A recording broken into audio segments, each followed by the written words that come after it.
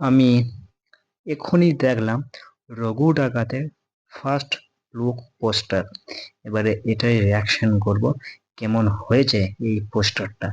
তো দেখুন, দেব মানেই একটা বিশাল মুভি, দেব মানেই একটা পাওয়ারফুল একটা মুভি, বুঝতে পারছেন? দেব এখন এই রিসেন্টলি এই খাদানের পর থেকে যেরকম ভাবে নিজেকে আপগ্রেড করেছে অ্যাকশনের দিক দিয়ে, সেটা কিন্তু মারাত্মক একটা বিষয়, বুঝতে পারছেন? আর দেবজি কি লেভেলের অ্যাক্টর সেটা আমরা বাঙালিরা ভালো করেই জানি।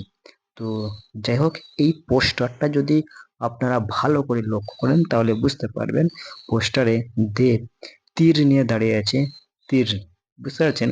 আর দেব হচ্ছে একটা, যা মনে হচ্ছে, ডাকাত এরকম টাইপের একটা ক্যারেক্টারে মানে অভিনয় করবে, বুঝতে পারছেন?